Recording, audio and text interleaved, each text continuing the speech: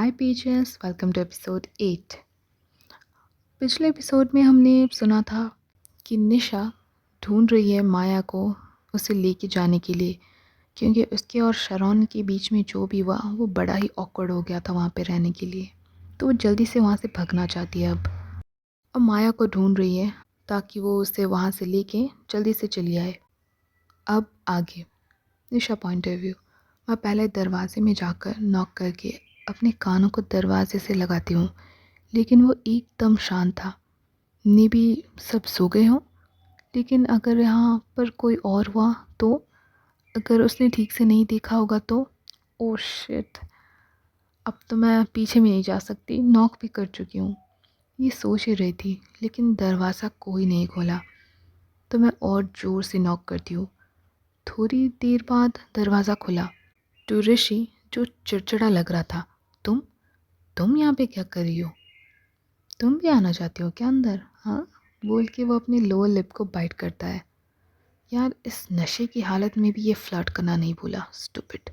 Shut up, मैं माया को लेने आई हूँ। माया यहाँ है क्या? हाँ, वो ऑलरेडी सो गई है, बोल के ऋषि चला गया। ओह, तो इसीलिए इसका चेहरा बना हुआ था। वो बेड में एकदम छोटी बच्चे की तरह फैल के सोई हुई थी। माया, माया। मैं उसे धीरे से हिलाती हूँ, लेकिन वो कोई जवाब नहीं दे रही थी। इस बार मैं उसे ज़ोर से हिलाती हूँ। माया उठो, हमें घर जाना है। अगर मॉम को पता चला तो बड़ी गड़बड़ हो जाएगी। फिर भी वो कुछ नहीं बोली। तो साइड में ही पानी की बोतल थी, जिससे मैं उसकी आंख में मारती हूँ। और ये प्लान पूरा काम कर गया। वो एकदम से उठ जाती है by adjusting her eyes to the lights.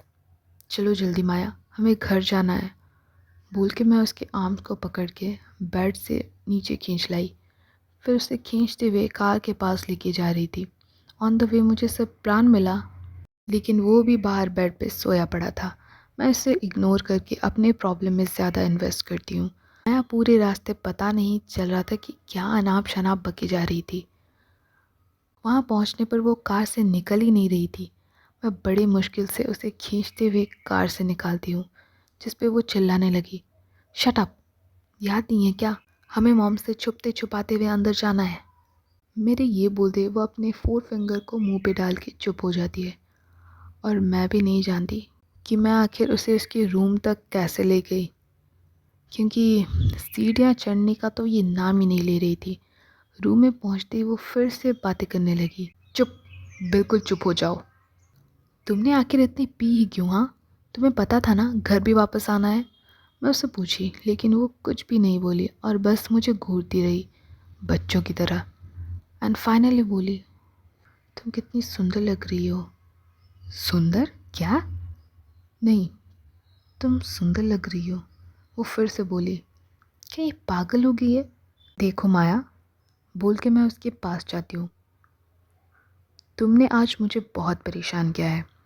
मुझे नहीं पता तुम कितना याद रखोगी, लेकिन यू ओ मी।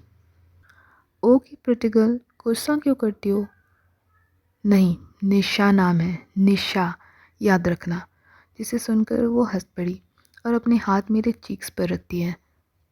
तुम पागल हो, बोल के मैं पीछे चली आती हूँ। और ये लो, अपने कपड़े चेंज कर लो। मेरे वापस आने पर जैसे तुम चेंज कर चुकी होगी, ठीक है ना? मेरे ये बोलते ही वो सल्यूट की गेस्चर करती है। Okay boss. यार, ये नशे में भी मेरा नाम सही से नहीं बोल पा रही है। मैं अपने कमरे में आई, ड्रेस चेंज करके ही मैं बेड पर लेट गई। ये डिबेट कर रही थी कि क्या मैं जाऊँ उससे चेक करने के लिए।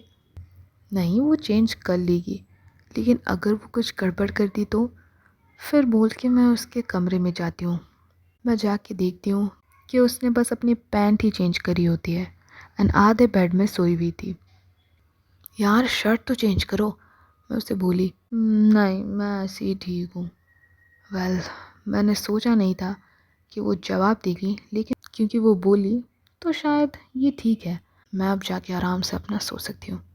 ठीक है फिर, गुड नाइट, बोल के मैं वहाँ से आ रही थी कि वो बोली, नहीं नहीं नहीं, मेरी बात सुनो। क्या सुनो? आओ ना, देखो ना, शायद मेरी आँख में कुछ गिर गया है, बहुत दर्द हो रहा है। माया देखो, तुम्हारे जस्ट बगल में मिरर है, देख लो। नहीं, मुझे दिखाई नहीं दे रहा है, तुम देखो ना प्लीज़, बोल के वो पपी आइज़ करती है। ओह ये नौटंकी बाज। ठीक है, बोल के मैं उसके पास आई, उसकी आंखों में देखी, लेकिन वहाँ पे कुछ भी नहीं था, क्योंकि माया की प्लान कुछ और ही थी। मैं उसके पास जाते ही वो मुझे अपनी साइड में पुश करके अपने आर्म से मुझे ट्रैप कर लेती है ताकि मैं निकल ना सकूं। ओह अब ये क्या है, माया छोड़ो, बोल के मैं उसके चंगम से हटना चाहती थी, लेकिन क्योंकि वो बेटर पोजीशन में थी एंड पता नहीं कैसे वो आज कुछ ज़्यादा ही स्ट्रांग लग रही थी।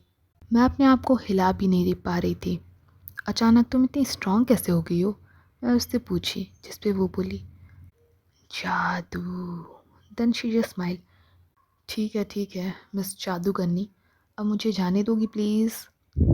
मुझे लगा वो जस्ट प्रूव करना चाहती थी कि वो स्ट्रांग है, इसीलिए मैं उसका मन रखने के लिए उसे बोल दी ताकि वो मुझे छोड़ दे, लेकिन नहीं, वो बोली श्श, सो जाओ, और मेरे मुंह पे अपना हाथ रखी अपनी आंखों को बंद कर लेती है।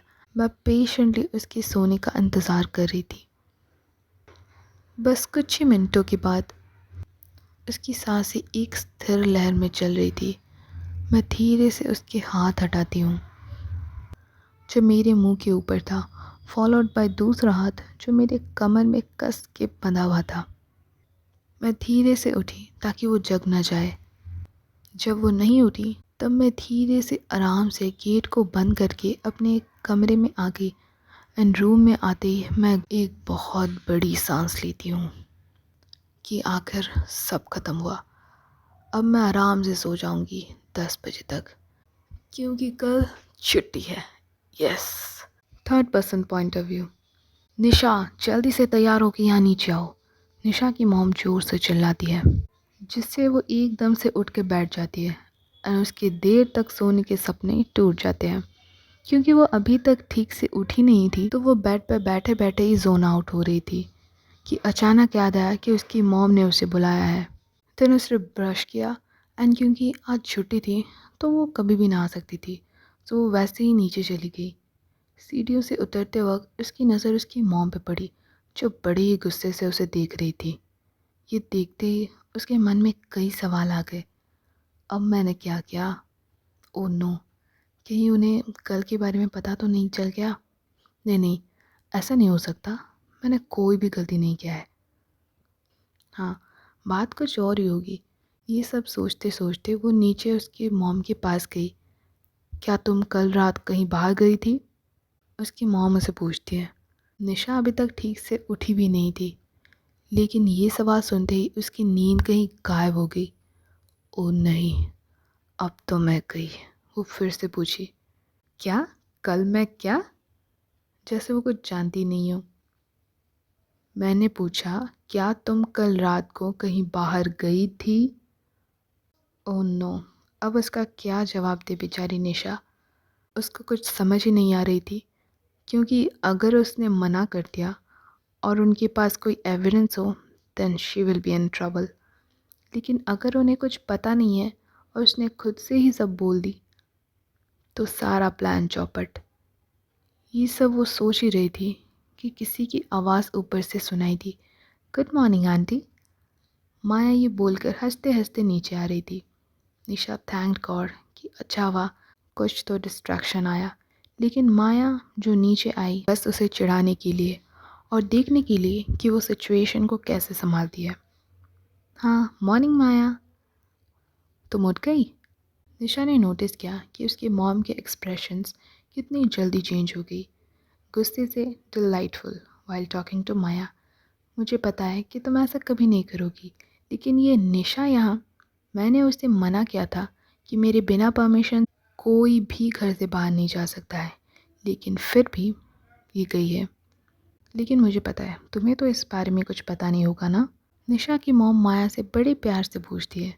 निशा अंदर ही अंदर माया से बेग करी थी कि वो उसे कुछ एक्सक्यूज़ दे दे, लेकिन वो भी जान पा रही थी कि माया ये सब नाटक एंजॉय कर रही है। लेकिन आपको कैसे पता चला?